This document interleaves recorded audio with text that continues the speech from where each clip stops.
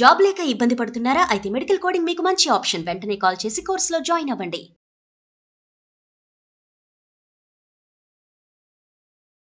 అంటే ఎలా అయిపోయిందంటే నేను ఒక రిజిస్టర్ ఆఫీస్ లో జాబ్ చేస్తున్నాను సార్. ఎంత వయసు నాన్న ప్రదీప్? నీది ఎంత వయసు?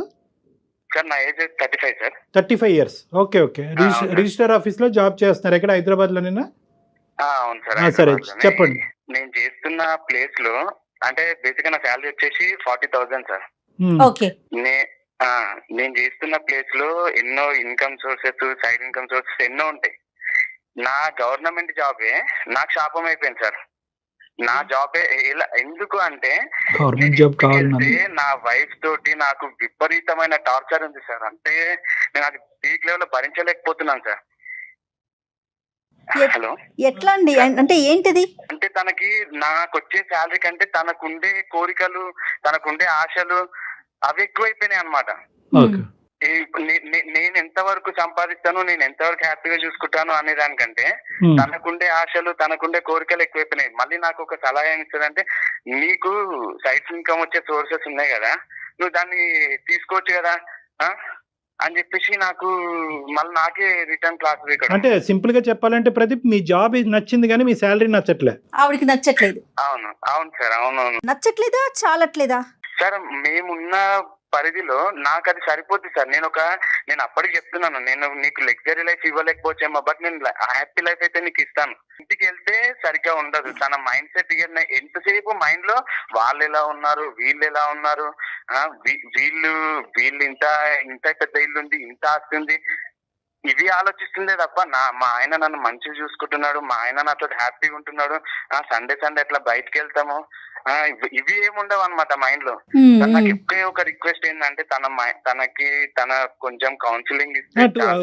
ఒక నిమిషం ప్రదీప్ కౌన్సిలింగ్ ఇద్దాంలే గానీ, కౌన్సిలింగ్ అనే మాటకు ముందు ఈ అమ్మాయి ఏంటి కొద్దిగా మీకంటే కొద్దిగా ఉన్నతమైనటువంటి కుటుంబం నుంచి వచ్చిందా? కొద్దిగా అన్ని సంతోషాలు సుఖాల మధ్యన పెరిగి వచ్చిందా? లేదు సార్, అంటే నార్మలే. వాళ్ళ నాన్న కూడా నార్మలే, మధ్యతరగతి కుటుంబం. సార్ అంత ఉన్నత ఏం కాదు, మాది అరేంజ్ మ్యారేజే. రెండు ఈక్వల్ గానీ ఖచ్చితంగా ఇక్కడ మేజర్ అట్రాక్షన్ అయితే మాత్రం మీ ఉద్యోగమే అమ్మాయికి. నా ఉద్యోగం ఓకే, నా ఇన్కమ్ తనకి బాగా ఇబ్బంది. అదే అంటే రావటానికి ఏంటంటే ఉద్యోగం చూసి ఏమనుకుందంటే, అబ్బా వీడు బాగా కుమ్మేస్తాడు తర్వాత అనుకుంది. కానీ మీరు ఆ కుమ్ముడు అనే విషయంలో కొద్దిగా వెనక్కి తగ్గారు. అది ఆవిడకి నచ్చట్లేదు, అంతే కదా? అవును సార్. పిల్లలు ఉన్నారా? 2 పిల్లలు మేడం. ఏం చదువుతున్నారండి? చిన్న పిల్లలు మేడం. ఒక అబ్బాయి ఫస్ట్ క్లాస్ చదువుతున్నాడు, ఇంకొక అబ్బాయి జస్ట్ ఇన్ ద యూకేజీ అలా. ఓకే. తను హౌస్ వైఫే, హోమ్ మేకరే.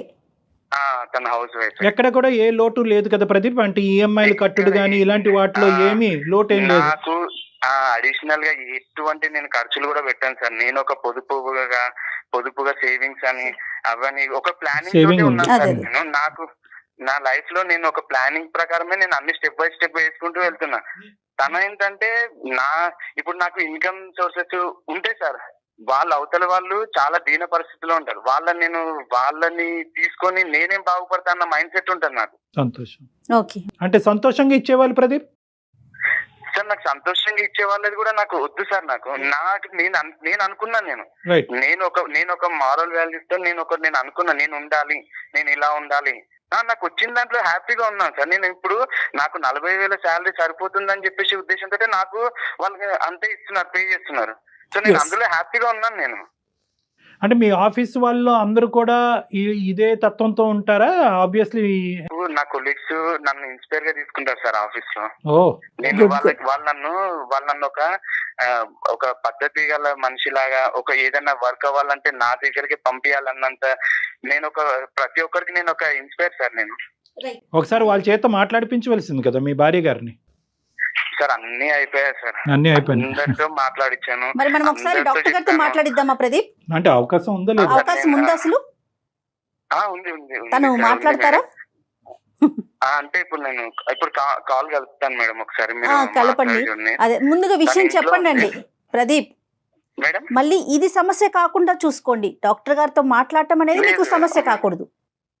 అయ్యో నాకున్న ఈ సమస్య ముందు ఇప్పుడు మీరే ఏదైనా సాల్వ్ అలా చేయాలి. కాదు, ఆవిడ షాక్ అవ్వకూడదు కదా నాన్న. ఆ. నువ్వు ఇప్పుడు సడన్ గా కాలు కలిపి ఆ. డాక్టర్ గారితో మాట్లాడిపిస్తానంటే కనుక ఇంతకు ముందు మాకు ఒక ఎక్స్పీరియన్స్ ఉంది. అదే కదా, మా ఇంటికి రా చెప్తానన్నారు ఆవిడ. ఆవిడ ఆ పరిస్థితి మీది కాకూడదు, ఉన్న పరిస్థితి కంటే దిగజారకూడదని అడుగుతున్నాం.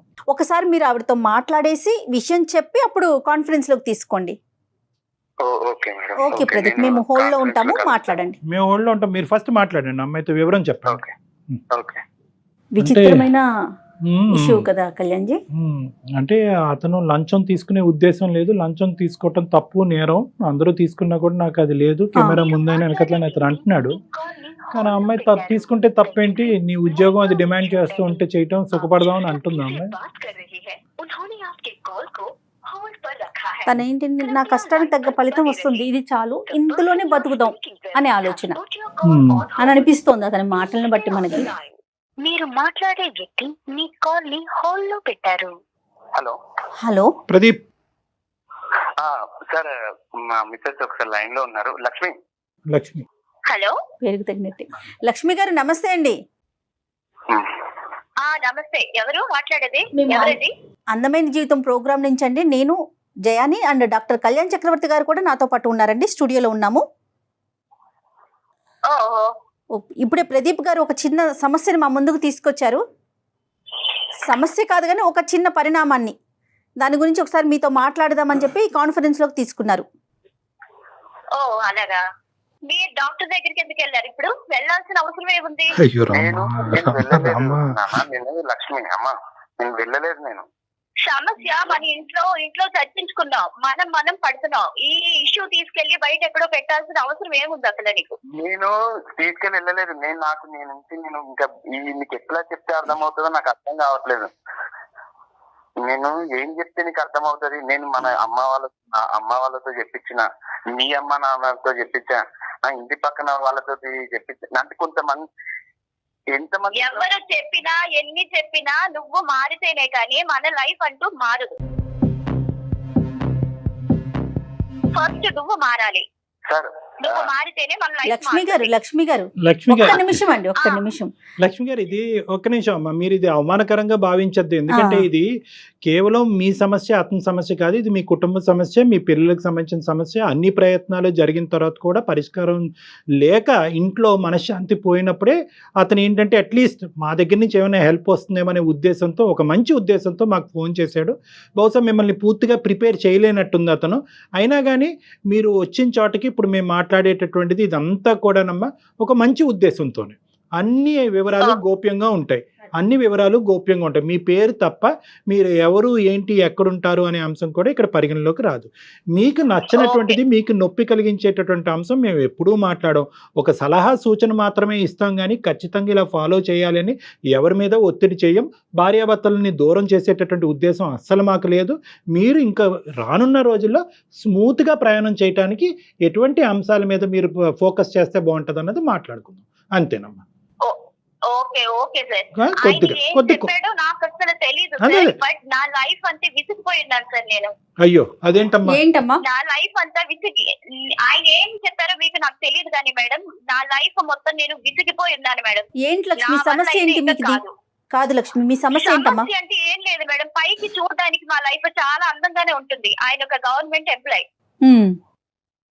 జాబ్ ఉంది, పేరుకి జాబ్ ఉంది, నెలకి 40,000 వస్తుంది. ఓకే, ఆ జీతం దేనికి సరిపోతుంది అనేది మాకు అసలు ఏం అర్థం కావట్లేదు మేడం. ఇప్పుడున్న రోజుల్లో, ఇప్పుడున్న క్యాలిక్యులేషన్స్ బట్టి ఆ డబ్బు అసలు దేనికి చెయ్యాలి? ఇంట్లో ఉన్న ఎక్స్పెన్సెస్ ఏంటి? ఆయనకి ఎక్స్ట్రా మనీ తీసుకునే ఛాన్స్ ఉండి కూడా లేదు, నేను ఒక్క రూపాయి కూడా తీసుకోను, నాకు ఇచ్చిన జీతంలోనే మనం బతుకుతాం, దీని మీదే మన లైఫ్ లాంగ్ వెళ్దాం, నేను వేరే ఒక్క రూపాయి నేను ఆశించను, నాకు వద్దు ఎక్స్ట్రా మనీ చెప్తూ ఉంటే. అంటే ఎక్కువ ఓవర్ టైం వర్క్ చేసి ఎక్స్ట్రా మనీ వస్తుందండి, ఎట్లా అమ్మా? అలాగేం లేదు సార్. మేడం, ఆయన ఎంత వర్క్ చేసినా సేమ్ వచ్చేది మాత్రం అదే ఫిగర్ మేడం, అంతే వస్తుంది. కాదు నాన్న, ఎక్స్ట్రా మనీ అంటే ఏంటి? అంటే మీ ఉద్దేశంలో ఏంటి? ఎక్స్ట్రా మనీ అంటే ఇప్పుడు ఆయన ఒక government employee sir. Government employee అయితే ఇప్పుడు వాళ్ళు ఏమన్నా లైక్ రిజిస్ట్రేషన్ ఆఫీస్ లో జరిగే వాటికి వాళ్ళు వర్క్ కంప్లీట్ అయిన తర్వాత వాళ్ళ సంతోషంతో వాళ్ళు ఇస్తారు మనీ. ఏ భాష అయినా లంచం, అంతేగా? అంతే సార్. అది ఇచ్చిన దాన్ని కూడా అంటే ఇప్పుడు మీరు వెళ్ళి బలవంతంగా లాక్కోమని నేను చెప్పట్లేదు సార్.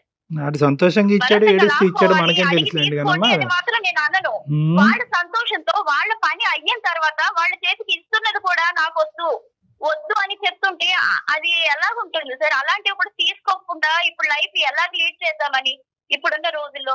కాదమ్మా, ఎక్కడన్నా మీరు అది రాసి ఉండటం చూసారా? సంతోషంగా ఇస్తే కనుక లంచం కాదు, ఏడుస్తూ ఇస్తే కనుక లంచం అనేది ఎక్కడన్నా చూసారా మీరు? కాదుగా. అదే చూడలేదు సార్, తెలుస్తుంది విషయాలు. ఆయన నోట్ అంటే ఆయనే చెప్పారు నాకు. అదే అదే అదే ఏదన్నానమ్మా? శాపమైంది. ఇప్పుడు నువ్వు చెప్పిన విషయమే కదా, నువ్వే చెప్పావు కదా నాతో. వాళ్ళు ఇలాగా సంతోషంతో పని అయ్యింది తర్వాత తీసుకుంటాను, నేను తీసుకోవాలని చెప్తుంటే ఎలా? బాగా ఆవిడ ఇన్ఫ్లుయెన్స్ అయింది, కంప్లీట్ గా ఆవిడ బ్రెయిన్ వాష్ అయింది. కానీ నాకు రివర్స్ అయ్యి ఇలా నన్ను టార్చర్ పెడితే నేను అసలు ఎక్స్పెక్ట్ చేయలేదు లక్ష్మి అతను దగ్గర. మంచిగా చెప్పింది. ఇది రివర్స్ కాదు, రివర్స్ అని ఎందుకు అనుకుంటున్నావు నువ్వు? నన్ను తీసుకొని నేను చెప్పట్లేదు, అవతల వాళ్ళని కొట్టి మీరు నాకు ఇది ఇవ్వండి, మీకు ఇది ఇస్తేనే కానీ నేను మీకు పని చేయను అని మీరు చెప్పనట్లేదు. వాళ్ళ వర్క్ చేస్తున్నారు, కంప్లీట్ చేస్తున్నారు. వాళ్ళ పని తొందరగా చేయడం వల్ల వాళ్ళ సంతోషంతో ఇచ్చిన డబ్బును కూడా మీరు అది ఎందుకు వదులుకుంటున్నారు అన్న ఇది. ఇప్పుడు ఉన్న డబ్బులతో మనకి ఖర్చులు సరిపోతాయా? ఏ సీసీటీవీ కెమెరాలోనో అతను ఏ ఏసీబీఓలకో చిక్కాడు అనుకోండి, చెప్తున్నా ఉదాహరణకి, చిక్కాడు అనుకోండి, ఎవడైతే సంతోషంగా డబ్బులు ఇస్తానన్నవాడు వచ్చి చెప్తాడా ఏమండి నేను సంతోషంగానే ఇచ్చానండి అని చెప్తాడా? అది చెప్పరు సార్, చెప్పరు. కాకపోతే నేను బలంగా తీసుకోమని చెప్పట్లేదు కదా సార్. ఇప్పుడు ఆ కెమెరాలు ఉన్నాయి, రైట్, కరెక్టే, ఆ విషయం నేను కాదనట్లేదు. కాకపోతే ఇచ్చే వాళ్ళు ఇప్పుడు అక్కడ ఎదురుగా కెమెరాల దగ్గర ఇవ్వాలని ఏముంది, తర్వాత పక్కకు వచ్చి ఇవ్వచ్చు లేదా ఇంటికి వచ్చి ఇవ్వచ్చు, లైక్ ఇలాంటివి కూడా జరిగిన ఇష్యూస్. అలాంటివి కూడా చేతికి వచ్చిన దాన్ని కూడా వదులుకుని క్లూస్ కూడా మీరే చెప్పేస్తున్నారు లక్ష్మి, పేరుకు తగినట్టు, లక్ష్మీదేవికి తగినట్టుగా దాని క్లూస్ కూడా మీరే చెప్పేస్తున్నారు మా మేడం. మీకు జనరల్ గా మీరు ఒక అమ్మాయే కాబట్టి, మీరు ఒక ఆడవాడు కాబట్టి ఇప్పుడు ఈ ప్రాబ్లం నేను మీకు అర్థం అవుతుందని నేను నాకు అనుకుంటున్నాను. అర్థమైందండి. కాదు, ఫంక్షన్ ఉంది అనుకోండి, ఒక అకేషన్ ఉంది మేడం, అకేషన్ కి వెళ్తాము, పేరుకి ఏంటంటే అందరూ మీ ఆయన ఒక గవర్నమెంట్ ఎంప్లాయ్ కదా, ఓకే మీకు ఇది ఉంటుంది, అన్ని జ్యువెలరీ ఇంత సారీ, ఆ టైప్ ఆఫ్ వాళ్ళ థింకింగ్ ఉంటుంది, వే ఆఫ్ థింకింగ్ ఆ విధంగా ఉంటుంది. లక్ష్మి అలా కాదు మేడం. లక్ష్మి గారు ఒక్క నిమిషం అండి, ఒక్క నిమిషం. కరెక్టే, మన చుట్టుపక్కల ఉన్నవారు వారి తాహతకు తగినట్లుగా వారు ఉంటారు. మన కెపాసిటీ ఎంతో మనం అలా కదా ఉండాలి. మరి మన పిల్లలకి మనం ఏమి నేర్పిస్తున్నాం? నా భర్త న్యాయపరంగా ముందుకెళ్తున్నాడు, అతను చూసి నేను గర్వపడుతున్నానని ఒక్క మాట చెప్తే కనుక 100కి 100 నోరు మూసుకుంటాయమ్మా. అంటే నువ్వు చెప్పేటట్టు చెప్పింది రైటే. నా విషయం ఏంటి చెప్పండి, ఒక ఫ్యామిలీ ఫంక్షన్స్ కి వెళ్ళినా లేదంటే ఒక ఏమైనా పార్టీస్ కి దేనికి వెళ్దామన్నా, ఈవెన్ కనీసం ఒక పార్టీకి కానీ మ్యారేజెస్ కానీ అటెండ్ అయితే ఒక్కరికి ఒక మంచి డ్రెస్ అనేది ఉంటుంది సార్. మాకు వచ్చిన దాంట్లో ఏ ఎక్స్ట్రా లంచం అనేది ఎక్స్ట్రా రూపీస్ తీసుకోకుండా మేము బాగానే హ్యాపీగానే ఉండగలం. పిల్లల పరిస్థితి ఏంటి సార్? రేపు పాపకి ఇప్పుడు స్కూల్ అడ్మిట్ చేయాలంటే 1 lakh రూపీస్ సార్. చిన్న పాపకి స్కూల్ అడ్మిట్ చేయాలంటే 1 లక్ష రూపాయలు. ఇప్పుడు రేపు ఏమన్నా డాక్టర్ సీట్ ఇలాంటిది ఏమన్నా వస్తే ఏం చేయాలి సార్? అమ్మ, నీ భర్త ఒకప్పుడు నీ భర్త ఒక డొనేషన్ అనే పేరుతో వాళ్ళు లంచాలు తీసుకుంటున్నారు. బట్ మేము దాని డొనేషన్ అంతా దీనికి ఎందుకు లంచం అని పేరు పెడుతున్నారు? ఎవరో గడ్డి తిన్నారని చెప్పి మేము అందరూ గడ్డి తినక్కర్లేదు. Point number 1. పాయింట్ నెంబర్ 2, ఒకప్పుడు నీ భర్త ఒక సాఫ్ట్వేర్ ఉద్యోగస్తుడు అయ్యాడు అనుకో, చెప్తున్నాను, ఒక ఫిక్స్డ్ టైమింగ్ బట్టి ఫిక్స్డ్ శాలరీ బట్టి ఉండుంటే కనుక ఏం చేద్దాం అమ్మ, వదిలి వెళ్ళిపోయి ఉండేదానివా? ఇంతే వచ్చిందని సరిపెట్టుకుని ఉండేదానివా? నెంబర్ 1. నెంబర్ 2 ఏంటంటే కనుక గవర్నమెంట్ ఉద్యోగం ఉంది కాబట్టి లంచాలు తీసుకోవటం ఒక కెపాసిటీ ఉంటుంది కాబట్టి శాలరీ కంటే 10 రెట్లు డబ్బులు వస్తాయి కాబట్టి చేసుకున్నావా నువ్వు ఇతన్ని? అలాగని కాదు సార్, అలాగని కాదు. ఉన్న అమౌంట్ తో ఇప్పుడు లైఫ్ లీడ్ చేయడం కష్టం. మీరు ఏం చదువుకున్నారు? డిగ్రీ చేశాను మేడం. ఓకే, మీరు ఏదైనా చిన్న ఉద్యోగం చేసుకోవచ్చు కదా, ఆయనతో పాటుగా ఎంతో కొంత సహాయంగా ఉంటుంది. 40+20 కదా, కూడా అయింది మేడం. అది కూడా చేశాను, అది కూడా చేద్దామని అప్లై చేస్తే ఈ మనిషి ఉన్నాడే, దానికి కూడా ఇంత అమౌంట్ పే చేయాలి, కట్టాలి, అట్లీస్ట్ అది నాకు పే చేయండి, లేదంటే నేను కూడా జాబ్ చేస్తే ఇద్దరికి ప్లస్ అవుతుంది, లైఫ్ లీడ్ చేయొచ్చు, పిల్లలతో ప్రాబ్లం అవ్వదని చెప్తే ఎంత రిక్వెస్ట్ చేశాను మేడం. చాలా రిక్వెస్ట్ చేశాను, నేను జాబ్ చేస్తాను కూడా కలిసి చేద్దామంటే అట్లీస్ట్ ఆ మనీ కూడా నాకు అరేంజ్ చేసే ఇది కూడా లేదు. నేనేం చేయను మేడం, ఎవరితో చెప్పుకోవాలి? ఇవ్వనని చెప్పిన, సైడ్ ఇన్కమ్ వాళ్ళకి లంచం నేను ఇవ్వనని చెప్పిన. నేను జాబ్ చేయొద్దని చెప్పట్లేదే. అక్కడ నీకు బ్యాక్ డోర్ తో వెళ్తోంది తను, వద్దంటారు ఆయన. అక్కడ కూడా ఇదే సబ్జెక్టా? వీళ్ళకి ఎదురైంది కూడా అదే ఘటన ఎదురైంది. ఏం ప్రదీప్? టాలెంట్ తోటి నీ ఎగ్జామినేషన్ నీవు ప్రిపరేషన్ ఆ దాన్ని బట్టి నువ్వు ముందుకెళ్ళి వెళ్ళు కానీ నన్ను లంచం కట్టు అంటే నేను కట్టాను. కట్టడు అంతే అస్సలు. సరిపోయింది. కాదమ్మా, లంచం లేనిది, లంచం తీసుకుంది ఇవ్వవలసినటువంటి అవసరం లేనటువంటి ఉద్యోగాలు ఏవీ లేవమ్మా ప్రపంచంలో. ఉన్నాయి సార్, అవి ఎంతవరకు యూజ్ ఉంటాయి సార్? తనకి దొరకట్లా, టచ్ కావట్లా తనకి. యూజ్ అంటుంది ఉపయోగం లేదంట ఆవిడకి అలాంటివి. మ్యాచ్ అవ్వట్లేదు. సార్ ఇప్పుడు 5,000 10,000కి మనకి ఎంతని మనకి ఇది ఆవిడ ఉద్దేశం ఏంటంటే లంచం ఇచ్చే ఉద్యోగం ఉంది అంటే కనుక అక్కడ లంచం తీసుకోవచ్చు. సార్ ఒక్క మాట అడిగాడు, అమ్మ స్కూల్లో ఒక ట్రిప్ వెళ్తున్నాము దానికి ఇంత పే చేయమంటున్నారు. అట్లీస్ట్ ఆ అమౌంట్ అడగడానికి కూడా నాకు ఇంట్లో లేదమ్మా, మనకు అర్హత లేదు అని చెప్పడానికి కూడా నాకు ఆ ఆలోచన ఉంటే 100 మార్గాలు ఉంటాయి. మీ ఆలోచన కాన్సెప్ట్ ఎలా ఉంది అంటే కనుక, అరే బాబు మీ నాన్న బయటకు వెళ్తున్నాడు కానీ చెప్పుకోవటానికి పెద్ద ఉద్యోగం కానీ సరిపడేంత డబ్బులు తీసుకురావట్లేదు అనే కాన్సెప్ట్ ఏదైతే మీ ఇంట్లో తిరుగుతుందో బంగారం లాగా, అదే కాన్సెప్ట్ ఆటోమేటిక్గా పిల్లలు ఇంబైబ్ అవుతారమ్మా. వాళ్ళకి కూడా అమ్మ సరిపోవట్లేదా, రావట్లేదా, ఇలా చేయొచ్చా అలా చేయొచ్చా అన్నది 100% ఏంటి సార్ ఇప్పుడు వాళ్ళు కూడా ఎగ్జాంపుల్ చూపిస్తున్నారు సార్. అమ్మ నిన్న వీళ్ళ కార్ లో వచ్చారు, మా ఫ్రెండ్స్ ఇలా వచ్చారు, నేను అక్కడికి వెళ్ళారు ఇక్కడికి వెళ్ళారు మార్కెట్, ఇవన్నీ చెప్తుంటే అట్లీస్ట్ మన అవసరాలు వేరు, ఫెసిలిటీస్ వేరమ్మా. లక్ష్మి చెప్పేది మన ఫోన్ ఇవ్వలేమయ్యే స్థితిలో ఉన్నాము. No Lakshmi simple concept. మీ భర్త 25,000 30,000 ఉద్యోగం చేసుకునే భర్త నీకు దొరుకుంటే నీ జీవితంలో అటువంటి వ్యక్తిని నువ్వు పెళ్లి చేసుకుంటే కనుక నువ్వు కన్నటువంటి పిల్లలకి నువ్వు ఏం సమాధానం చెప్తావు? ఏమని చెప్పుంటేదాను? ఇదే ప్రశ్న నీ కొడుకు అడిగాడు, అమ్మ ఆడు ఏరోప్లేన్లో వస్తున్నాడని అడుగుతాడు, అప్పుడు ఏమని చెప్తావు? రైట్, అంతే. ఇప్పుడు కూడా అదే, నువ్వు నీ పిల్లల్ని ఎలా పెంచిది, వాళ్ళకి ఏ సమాధానం చెప్తే కనుక పిల్లల దగ్గర నుంచి అవే ప్రశ్నలు వస్తాయి. సరిపోవట్లేదు అంటే కనుక అమ్మ సరిపోవట్లేదు అని అంటారు. మీరేమొచ్చి వజ్ర వైడూర్యాల వైపు చూస్తే కనుక వాడు కార్లు ఏరోప్లేన్స్ వైపు చూస్తారు. సో ఇక్కడ ఏంటంటే తల్లి చూసేటటువంటి విధానం బట్టి పిల్లల యొక్క పెంపకం ఉంటుంది, వాళ్ళు అడిగేటటువంటి ప్రశ్నలు ఉంటాయి. The battle is between 2 things. ఒకటి ఏంటంటే మెటీరియలిస్టిక్ వర్సెస్ ఎథికల్. నాకు ఇది కుర్చీ అంటే కనుక ఈ కుర్చీ సరిపోతుంది, నాకు ఈ ఫ్యాన్ అంటే కనుక ఈ ఫ్యాన్ సరిపోతుంది, నాకు ఏసీ ఉంటేనే నేను ఉంటాను, నాకు రిలాక్స్డ్ చైర్ ఉంటేనే ఉంటానంటే కనుక మీ మైండ్ సెట్ ఎప్పుడు కూడా అటువైపే ఉంటుంది. నీ భర్త ఇప్పుడు ఏమీ తప్పుగా మాట్లాడుతున్నాడని మీకు అనిపిస్తుందా, లేదంటే ఎథికల్గా మాట్లాడుతున్నాడని అనిపిస్తుందా? ఎలా అనిపిస్తుంది మీ భర్త గురించి? చేతకానోడి కింద అనిపిస్తుందా, లేదంటే ఒక ఎథికల్గా మాట్లాడేటటువంటి వ్యక్తి గురించి అనిపిస్తుందా? మీకు ఎలా ఉంది? ఎథికల్ గానే మాట్లాడుతున్నారు సార్. కాకపోతే నేను అనేది ఇప్పుడు మనకి ఇది తప్ప వేరే ఏం లేదు అంటే మనకున్న లిమిట్స్ లోనే మనకున్న మనీలోనే హ్యాపీగా ఉండొచ్చు. బట్ ఛాన్స్ ఉండి కూడా ఎందుకు ఇలాగే ఉన్నారు? ఎవరైనా క్వశ్చన్ చేస్తే ఏంటి గవర్నమెంట్ ఎంప్లాయీ కదా, ఈ ఛాన్స్ అనే పదమే తప్పమ్మా. ఈ ఛాన్స్ వల్ల 10 రూపాయలు తీసుకోవచ్చు, 10 సంవత్సరాలు జైల్లో అన్నా ఉండొచ్చు. ఈ పదం వాడుతున్నారు చూడండి, ఛాన్స్, ఆపర్చునిటీ, బంగారు ఛాన్స్, గోల్డెన్ ఛాన్స్ అంటున్నారు చూడండి, అవి కాదు. అదే ఛాన్స్ డబ్బులు తీసుకుంటున్నప్పుడు మీ భర్త అడ్డంగా ఎవరికైనా ఏసీబీ వాళ్ళకి దొరికి ఒక 10 సంవత్సరాలు జైల్లో ఉంటే కనుక అప్పుడు మీరు మాకు ఫోన్ చేస్తారు వేరే కారణం పెట్టుకు. కాదండి, వాళ్ళే డబ్బులు ఇస్తూ కావాలని ప్లాన్డ్ గా కూడా ఇచ్చి బుక్ అయితే ఉంటే అసలుకే మోసం కాదు. గుడ్డు తినాలండి, కోడినే కోసేసుకుంటామంటున్నారు మీరు. ఒకసారి ప్రాక్టికల్ గా ఆలోచించండి. ఈరోజు షార్ట్ కట్ మార్గాల్లోకి వెళ్తే కనుక లక్షలు రావచ్చు, కానీ అడ్డంగా దొరకచ్చు. దానివల్ల చాలా పరిణామాలు చాలా భయంకరంగా ఉండబోతాయి. మీకు అది తెలియట్లేదు, మీరు ఈ bad side of the things చూడలేకపోతున్నారు. అది ఇక్కడ వాళ్ళే ఇస్తామంటున్నారు కానీ కోణంలోకి వెళ్ళిపోతున్నారు. అమ్మా వాళ్ళు ఇచ్చినా, ఇతను ఆనందంగా తీసుకున్నా, వాళ్ళు బాధపడుతూ ఇచ్చినా, ఎలా తీసుకున్నా at the end of the day మొదట్లో చెప్పినట్టుగానే దాని పేరు లంచం. అంతే. లంచం తీసుకోవటం, ఇవ్వటం అనేటటువంటిది కూడా రెండు చట్టరీత్యా నేరం.